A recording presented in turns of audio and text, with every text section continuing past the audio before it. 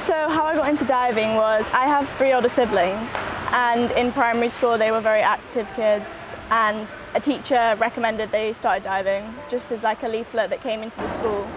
And then I was too young to start when they started diving, so I used to watch from the side up with my mum. And then I think I was about 4 when I first started getting in the pool.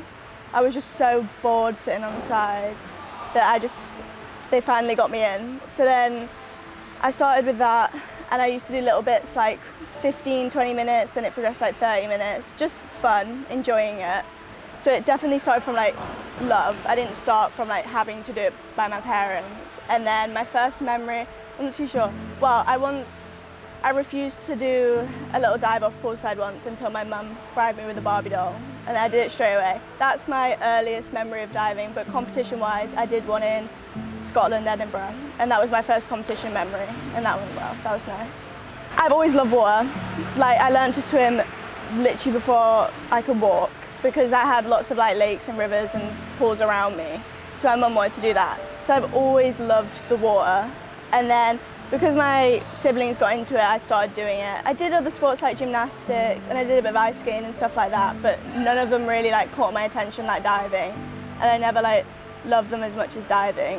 And then like the people in diving always made me feel so welcome. I felt like as soon as I started, I built a family of like older siblings that weren't even my actual siblings, and I just loved it. Like everything about it, it made me excited to come. Instead of like gymnastics, I'd like be like, oh, I don't want to go. Like I refrained from wanting to go there, but diving, I was so excited every time I was able to come. So at the start of the 2024 season to 2025, I had another back injury. I had a bone stress in my back, and that's the second one I've had. And it was really tough because I wanted to start out that year strong. I wanted to go to all these junior competitions, all the internationals, and like progress my diving. I wanted to get bigger dives and do all this, and finding out that I had to take more time out. At the start of every season, I've had the same sort of, not the same injury, but an injury. And it was really just, it took my motivation down all the way. Like I didn't know if I wanted to carry on. I thought I was stuck in this little spiral of every season I'd start with an injury, and I wouldn't do the first half of the season. I'd get to the back end, I'd still compete, but it wasn't like I could have a full season. So it was really tough on me, and I really struggled with wanting to dive because I was scared of getting injured all the time. But coming into this season, not having an injury, having little things as you do, but nothing that took me out of the pool, it was so good. But yeah, last year was definitely tough for that. Most people my age don't get to just go to Brazil and do the thing they love. And coming home with medals, it just kind of like, it gives that confidence back.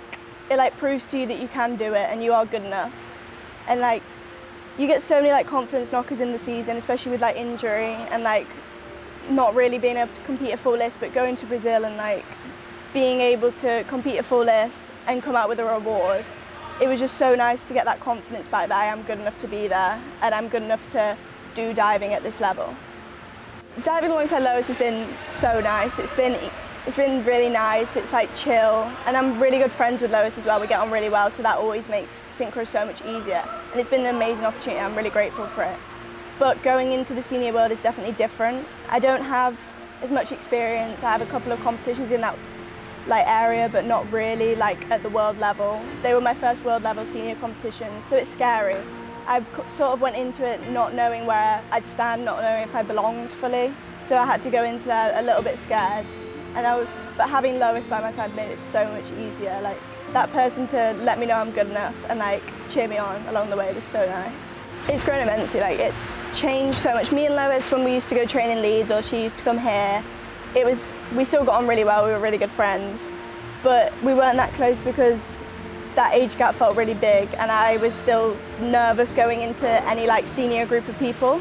But the mix between groups now and having Lois here is so nice. I have a friend on platform. Before it was only really just me on platform. I get lonely. I didn't really have that person to like talk to through like optionals and stuff, but having Lois and that relationship has grown massively. Like I come to training, I'm so excited to see her, talk to her, tell her about my day, just chat anything and everything, and just have that person to support you but also make you want to carry on as well. Like it's so much motivation as well diving alongside her. For the rest of the season, I want to be at the World Championships in Singapore, that's for sure, but first step is the Nationals in Birmingham in a few weeks.